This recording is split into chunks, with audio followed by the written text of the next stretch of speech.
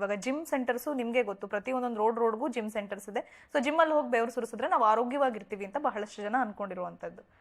ಇದರಲ್ಲಿ ಇರ್ತಕ್ಕಂಥ ತಪ್ಪುಗಳನ್ನೆಲ್ಲ ಶುರು ಹೇಳ್ತೇನೆ, ಮತ್ತೆ ಸರಿಯಾದ್ದನ್ನು ಹೇಳ್ತೇನೆ. ಒಂದು, ವ್ಯಾಯಾಮ ಅಂದರೆ ಬೆವರಬೇಕು, ಬೆವರು ಸುರಿದ್ರೆ ಮಾತ್ರ ವ್ಯಾಯಾಮ, ಅದು ತಪ್ಪು. ಬೆವರು ಸುರಿಬೇಕು ಅಂತಿಲ್ಲ. ವ್ಯಾಯಾಮ ಅಂದರೆ ಏನು ಅಂದರೆ ಕೈಕಾಲು ನಡಿಬೇಕು, ಕೈಕಾಲಿನಲ್ಲಿ ಕೆಲಸ ಮಾಡಬೇಕು. ಮತ್ತು ಒಮ್ಮೆ ಶುರು ಮಾಡಿದರೆ ಅದನ್ನು ಒಂದು 5 ಮಿನಿಟ್ ಮಾಡಿ ನಿಲ್ಲಿಸೋದಲ್ಲ, ಮಿನಿಮಮ್ 20 ಮಿನಿಟ್ ಮಾಡಬೇಕು. ಆವಾಗ ಮೆಟಬಾಲಿಕ್ ಎಂಡ್ ಪ್ರಾಡಕ್ಟ್ ಅವ್ರಿಗೆ ಸಿಗ್ತದೆ, ಲಾಭ ಸಿಗ್ತದೆ. ಅದರಿಂದ ಹೆಚ್ಚು ಮಾಡಿದ್ರೆ ತೊಂದರೆ ಇಲ್ಲ. ಸಾಧಾರಣ 1 ಗಂಟೆವರೆಗೆ ನಾವು ನಡೀಬೋದು. ವ್ಯಾಯಾಮ ಅಂದರೆ ಅದು ಓಡಬೇಕು ಅಂತಿಲ್ಲ. ಆ ಓಡುವುದು ಬಹಳ ಹಾಳು ಆರೋಗ್ಯಕ್ಕೆ. ಯಾಕೆಂದರೆ ನಮ್ಮನ್ನು ಓಡಲಿಕ್ಕೆ ಅಂತ ಮಾಡಲಿಲ್ಲ ಮನುಷ್ಯ. ಓಡುವ ಪ್ರಾಣಿಗಳೇ ಬೇರೆ. ಓಡುವ ಪ್ರಾಣಿಗಳು ಎಲ್ಲ ಮಾಂಸಾಹಾರಿಗಳು. ಈಗ ನಾನು ಹುಲಿ ಅಥವಾ ಒಂದು ಬೆಕ್ಕು ಅಥವಾ ಒಂದು ನಾಯಿ ಅಥವಾ ಒಂದು ನರಿ ಇದೆಲ್ಲ ಓಡಬೇಕು. ಯಾಕೆಂದರೆ ಅದರ ಆಹಾರ ಕೂಡ ಓಡ್ತದೆ. ಈಗ ಒಂದು ಒಂದು ಒಂದು ಸಿಂಹಕ್ಕೆ ಅದೊಂದು ಜಿಂಕೆಯನ್ನು ಹಿಡಿಬೇಕಾದ್ರೆ ಜಿಂಕೆ ಓಡ್ತದಲ್ವ, ಸಿಂಹ ಅದರಿಂದ ಹೆಚ್ಚು ಓಡಲಿಕ್ಕೆ ಸಾಮಾನ್ಯ ಇರಬೇಕು. ನಾವು ಹಾಗಲ್ಲ. ನಮ್ಮ ಆಹಾರ, ನಾವು ಸಸ್ಯಾಹಾರಿಗಳು. ನಮ್ಮ ಮರ ಓಡುವುದಿಲ್ಲ. ನಮಗೆ ಮರದ ಈಗ ಹಣ್ಣು ತಿನ್ನಬೇಕಾದ್ರೆ ಮರ ಓಡುವುದಿಲ್ಲ. ಹಾಗಾಗಿ ನಮಗೆ ಓಡಬೇಕು ಅಂತಿಲ್ಲ, ಓಡುವಂಥ ಪ್ರಶ್ನೆ ಬರೋದಿಲ್ಲ. ಹಾಗೆ ಸಸ್ಯಾಹಾರಿ ಆನೆ ಇದೆ, ಅದು ಓಡಬೇಕು ಅಂತಿಲ್ಲ. ಆನೆಯ ಕಾಲೇ ಬೇರೆ. ಆನೆಗೆ ಮತ್ತು ನಮಗೆ ಸ್ಟ್ರೈಟ್ ಕಾಲು. ಈ ಓಡುವ ಪ್ರಾಣಿಗಳಿಗೆ ಸ್ವಲ್ಪ ಹೀಗೆ ಕಾಲು. ಅದು ನೀನು ನೋಡಿದೆಯೇ ಇಲ್ವ, ಸ್ಕೆಲೆಟನೇ ಬೇರೆ ಅದಕ್ಕೆ. ಅದಕ್ಕೆ ನೋಡು, ನಾವು ಆರ್ಟಿಫಿಷಿಯಲ್ ಆಗಿ ಓಡುವಂಥ ಸ್ಪೋರ್ಟ್ಸ್ಗಳನ್ನು ಮಾಡಿಕೊಂಡಿದ್ದೇವೆ. ಮೈಲ್ ರನ್ನಿಂಗು, 800 ಮೀಟರ್ಸ್ ರನ್ನಿಂಗ್, ಇದೆಲ್ಲ ಆರೋಗ್ಯ ದೃಷ್ಟಿಯಿಂದ ಭಾಳ ಹಾಳು.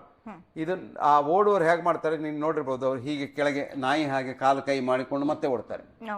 ಯಾಕಂದರೆ ಸರ್ತ ಹೀಗೆ ನಿಂತುಕೊಂಡು ಓಡ್ಲಿಕ್ಕೆ ಆಗೋದಿಲ್ಲ. ಹಾಗಾಗಿ ಈ ಓಡುವುದು ನಮ್ಮ ನಾರ್ಮಲ್ ಕೆಲಸ ಅಲ್ಲ. ಅದು ಆರೋಗ್ಯಕ್ಕೆ ಹಾಳು. ಓಡುವುದು ಆರೋಗ್ಯಕ್ಕೆ ಹಾಳು. ಏನು ಪ್ರಾಬ್ಲಮ್ಸ್ ಆಗುತ್ತೆ ಸರ್ ಈ ಥರ ರನ್ನಿಂಗ್ ಇಂದ? ಓಕೆ, ಹೇಳ್ತೇನೆ. ನಾನು ಮೊದಲು ಹೇಳ್ತೇನೆ ಅದು. ಹಾಗಾಗಿ ಓಡುವುದು ಹಾಳು. ಯಾಕೆಂದರೆ ಒಂದು, ನಮಗೆ ಇರೋದು 2 ಕಾಲು. ನಮ್ಮ ಕಾಲು ಮಾತ್ರ ಈ 4 ಕಾಲಿನ ಪ್ರಾಣಿ ಹಾಗೆ ನಮ್ಮ ಗಂಟುಗಳೆಲ್ಲ. ಈಗ ನಮ್ಮ ಮೊಣಗಂಟು ನೋಡು, ಒಂದು ಎಲುಬಿನ ಮೇಲೆ ಇನ್ನೊಂದು ಎಲುಬು ಕೂತ್ಕೊಂಡಿದೆ, ಅದರ ನಡುವಿನೊಂದು ತಲೆದಿಂಬಿದೆ. ಹಾಗೆ ಅದನ್ನು 4 ಹಗ್ಗದಿಂದ ಕಟ್ಟಿ ಹಾಕಿದ್ದಾರೆ, ಅದಕ್ಕೆ ಲಿಗಮೆಂಟ್ಸ್ ಅಂತ ಹೇಳೋದು.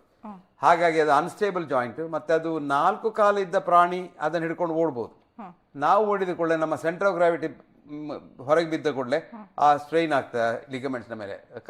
ನಮ್ಮನ್ನು ಹಾಗೆ ಇಟ್ಟುಕೊಳ್ಳಿಕ್ಕೆ ಇದನ್ನು ಬೀಳ್ತೆ. ಈಗ ಆನೆ 4 ಕಾಲು ಇದ್ದ, ಆನೆ ಕಾಲು ನಮ್ಮ ಕಾಲು ಒಂದೇ. ಆದರೆ ಆನೆ ನಿಂತ್ಕೊಂಡು ನಿದ್ರೆ ಮಾಡ್ಬೋದು. ಯಾಕೆ?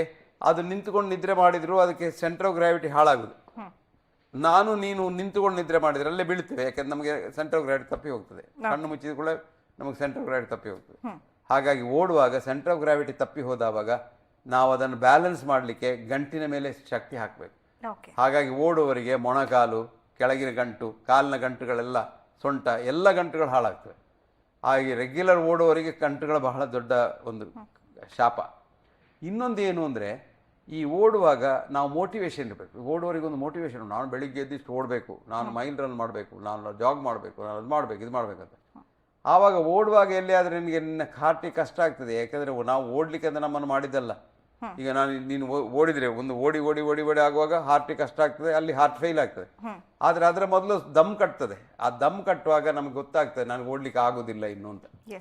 ಆದರೆ ಆ ಒಂದು ಫೀಲಿಂಗ್ ನಮಗೆ ಮೆದುಳಿಗೆ ಬರುವಾಗ, ನನಗೆ ಇನ್ನು ಓಡ್ಲಿಕ್ಕೆ ಆಗೋದಿಲ್ಲ ಅಂತ ಹೇಳುವ ಒಂದು ಸಿಗ್ನಲ್ ಬರುವಾಗ ಇನ್ನೊಂದು ಸಿಗ್ನಲ್ ಬರ್ತದೆ, ನನಗೆ ಓಡಲೇಬೇಕು, ನಾನು ಓಡಿದ್ದಾಗ್ತದೆ, ನಾನು ಓಡಿ ಒಂದು ದೊಡ್ಡ ಜನ ಆಗಬೇಕು, ನಾನು ಮೈಲ್ ರನ್ ಮಾಡಬೇಕು ಅಂತ ಆ ಸಿಗ್ನಲ್ ಹೋದರೆ ಆ ಸಿಗ್ನಲ್ಗೆ ಪ್ರಿಫರೆನ್ಸ್ ಬರ್ತದೆ. ಅಲ್ಲಿ ಸಬ್ಸ್ಟ್ರೇಟ್ ಕಾಂಪಿಟೇಷನ್ ಅಂತ ಹೇಳೋದು ಸಿಗ್ನಲ್ ಹೋಗುವಾಗ. ಯಾವುದು ಮೋರ್ ಪವರ್ಫುಲ್ ಸಿಗ್ನಲ್ ಅದು ಸುರುಗಿ ಹೋಗ್ತದೆ. ಅದೇನು ಹೇಳ್ತಾರೆ, ಓಡು ಅಂತ. ಆವಾಗ ನಮಗೆ ಈ ದಮ್ ಕಟ್ಟೋದು ಗೊತ್ತಾಗೋದಿಲ್ಲ. ಹಾಗೆ ಓಡಿದರೆ ಓಡಿ ಓಡಿಯೇ ಸಾಯ್ತಾರೆ. ಕೆಲವರೆಲ್ಲ ಬಹಳ ದೊಡ್ಡ ಜಾಗರ್ಸ್ ಓಡುವಾಗಲೇ ಸತ್ತಿದ್ದಾರೆ. ಇವಾಗ ವಿಶ್ವದ ವೇಗದ ಮನುಷ್ಯ ಅಂತ ಉಸೈನ್ ಬೋಲ್ಟ್ ಅನ್ನು ನಾವು ಕರಿತೀವಿ. ಹೌದು, ಅಂಥವ್ರು. ಇನ್ನು ನಿನಗೊಂದು ಉದಾಹರಣೆ ಹೇಳ್ತೇನೆ. ಈಗ ಭೋಪಾಲ್ನಲ್ಲಿ ಗ್ಯಾಸ್ ಟ್ರಾಜಿಡಿ ಆಯಿತು. ನಾವೆಲ್ಲ ಎಣಿಸೋದು ಜನ ಗ್ಯಾಸಿನಿಂದ ಸತ್ತಿದ್ದಾರೆ ಅಂತ. ಆದರೆ ನಿಜವಾಗಿ ಗ್ಯಾಸಿನಿಂದ ಹೆಚ್ಚು ಜನ ಸಾಯಲಿಲ್ಲ. ಯಾಕೆಂದರೆ ಗ್ಯಾಸಿನಿಂದ ಇರಿಟೇಷನ್ ಆ ಕಾಲದಲ್ಲಿ ಸ್ವಲ್ಪ ಕಣ್ಣಿಗೆ ಇದು ಆಗ್ತದೆ, ಶ್ವಾಸ ತೆಗೀಲಿಕ್ಕೆ ಕಷ್ಟ ಆಗ್ತದೆ. ಸತ್ತವರು ಕಮ್ಮಿ, ಈ ಗ್ಯಾಸಿನಿಂದ ಸಾಯಿದ್ರು. ನನ್ನ ಕ್ಲಾಸ್ಮೇಟು ಅಲ್ಲಿ ಜನರಲ್ ಮ್ಯಾನೇಜರ್ ಆಗಿದ್ದ ಭೋಪಾಲ್ ಪ್ಲಾಂಟ್ನಲ್ಲಿ. ಅವನ ಫ್ಯಾಮಿಲಿ ಅದರ ಒಳಗೆ ಮನೆ, ಪ್ಲಾಂಟಿನ ಒಳಗೆ ಮನೆ. ಅಲ್ಲಿ ಗ್ಯಾಸ್ ಲೀಕ್ ಆಗಿದೆ, ಅವ್ರಿಗೇನಾಗಲಿಲ್ಲ, ಅವ್ರಿಗೆ ಗೊತ್ತೂ ಆಗಲಿಲ್ಲ. ಬೆಳಿಗ್ಗೆವರೆಗೆ ಅವನ ಹೆಂಡತಿ ಮಕ್ಕಳು ಎಲ್ಲ ಇದ್ರಲ್ಲಿ, ಎಲ್ಲರೂ ಚೆನ್ನಾಗಿದ್ದಾರೆ, ಈಗಲೂ ಏನಾಗಲಿಲ್ಲ ಅವರಿಗೆ. ಆದರೆ ಜನಕ್ಕೇನಾಯಿತು, ಗ್ಯಾಸ್ ಹೊರಗೆ ಬಂದಿದೆ, ಎಲ್ಲ ಓಡಿ ಅಂತ. ಓಡಿ ಎಲ್ಲರೂ ಎಣಿಸಿದ್ರು, ನಾವು ಓಡದಿದ್ರೆ ಗ್ಯಾಸ್ ಕೊಲ್ತದೆ ಅಂತ. ಸೊ ಓಡ್ಲಿಕ್ಕೆ ಶುರು ಮಾಡಿದರು. ನಾವೆಲ್ಲ ಓಡ್ಲಿಕ್ಕೆ ಸಾಧ್ಯ ಇಲ್ಲ. ಈಗ ನೀನು ನಾನು ಈಗ ಬೆಳಿಗ್ಗೆ ಎದ್ದು ಓಡ್ಲಿಕ್ಕೆ ಸಾಧ್ಯ ಉಂಟಾ? ಸಾಧ್ಯ ಇಲ್ಲ. ಸ್ವಲ್ಪ ಹೊತ್ತು ಹೋಗ್ಬೋದು, ಮತ್ತೆ ದಮ್ ಕಟ್ತದೆ. ಆದರೆ ಈ ದಮ್ ಕಟ್ಟುವಾಗ ಅವ್ರಿಗೆ ಏನಾಗ್ತದೆ, ಅವರ ಆ ಸಬ್ಸ್ಟ್ರೇಟ್ ಕಾಂಪಿಟೇಷನ್ ಒಳಗೆ ಹೋಗ್ತದೆ. ಓಡದಿದ್ರೆ ಕಷ್ಟ, ಓಡದಿದ್ರೆ ಈ ಗ್ಯಾಸ್ ಕೊಲ್ತದೆ. ಅದು ಹೆದರುವ ಗ್ಯಾಸಿನ ಹೆದರಿಕೆಯಿಂದ ಓಡಿ ಓಡಿ ಓಡಿ ಓಡಿ ಪೋಸ್ಟ್ ಮಾರ್ಟಮ್ ಮಾಡಿ ನೋಡುವಾಗ ಹೆಚ್ಚಿನವರು ಲಂಗ್ ಕಂಜೆಷನ್ ಇಂದ, ಅಂದ್ರೆ ಪಲ್ಮನರಿ ಎಡಿಮಾದಿಂದ ಹಾರ್ಟ್ ಫೇಲ್ ಆಗಿ ಸತ್ತಿದ್ದಾರೆ. ಹಾಗಾಗಿ ಓಡಕ್ಕೆ ಹೋಗಿ. ಹಾಗಾಗಿ ಓಡುವುದು ಆರೋಗ್ಯಕ್ಕೆ ಅದೊಂದು ಪ್ರಕೃತಿಯ ನಿಯಮ ಅಲ್ಲ, ಪ್ರಕೃತಿಗೆ ಎದುರು ಹೋಗುದು. ಈ ಪ್ರಕೃತಿ ಅಂತ ಹೇಳೋದು ಉಂಟಲ್ವಾ, ನಿಸರ್ಗ, ಅದು ನಮ್ಗೆ ಏನು ಬೇಕು, ನಮ್ಮ ಆರೋಗ್ಯಕ್ಕೆ ಏನು ಬೇಕು ಅದನ್ನೆಲ್ಲ ದೇವರು ಅದರಲ್ಲಿ ಕೊಟ್ಟಿದ್ದಾನೆ. ಅದು ಹೀಗೆ ಮಾಡಬೇಕು, ಹೀಗೆ ಇರಬೇಕು ಅಂತ. ಹಾಗಾಗಿ ಈ ನಿಸರ್ಗ ಏನು ಹೇಳ್ತದೆ, ನೀನು ನಡಿಬೇಕು, ನೀನು ಕೆಲಸ ಮಾಡಬೇಕು. ನಡಿಬೇಕು ಅಂತ ಹೇಳೋದಿಲ್ಲ, ನೀನು ಕೆಲಸ ಮಾಡಬೇಕು ಅಂತ.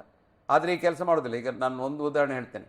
ಈಗಿನ ಹೆಂಗಸರಿಗೆಲ್ಲ ಒಂದು ವೆಯ್ಟ್ ಹೆಚ್ಚಿಗೆ, ಗಂಟಿನ ನೋವು, ಮತ್ತೆ ಎಲ್ಲ ಮಂಡಿಯಲ್ಲಿ ನೋವು, ಕೈಯಲ್ಲಿ ನೋವು, ಸೊಂಟದಲ್ಲಿ ನೋವು, ಫ್ರೋಸನ್ ಶೋಲ್ಡರ್ ಅಂತ ಎಲ್ಲ. ಮುಂಚಿನ ಕಾಲದವರಿಗೆ ಇರಲಿಲ್ಲ ಇದು. ನಾನು ಚಿಕ್ಕ ವಯಸ್ಸಿನ ಡಾಕ್ಟರ್ ಇದ್ದಾಗ ನಾನು ಯಾರು ಫ್ರೋಸನ್ ಶೋಲ್ಡರ್ ನೋಡಲೇ ಇಲ್ಲ. ಎಲ್ಲೋ once in a blue moon ಯಾರು ಸಿವಿಯರ್ ಡಯಾಬಿಟಿಸ್ಗೆ ನೋಡಿರ್ಬೋದು, ಇಲ್ದಿರಿಲ್ಲ. ಯಾಕೆ? ಮುಂಚಿನ ಕಾಲದಲ್ಲಿ ಹೆಂಗಸರಿಗೆ ಕಡಿಬೇಕು, ಹೀಗೆ ಅದು ಹಿಟ್ಟು ಮಾಡಬೇಕು, ಕಲ್ಲಿನಲ್ಲಿ ಕಲ್ಲು ಕಡಿಬೇಕು, ವಸ್ತ್ರ ಒಗಿಬೇಕು, ನೀರು ಎಳಿಬೇಕು, ನೀರು ಹೊತ್ಕೊಂಡು ಹೋಗ್ಬೇಕು, ನೀರನ್ನು ಸೊಂಟದಲ್ಲಿ ಇಟ್ಕೊಂಡು ಹೋಗ್ಬೇಕು. ಅವ್ರಿಗೆ ಏನು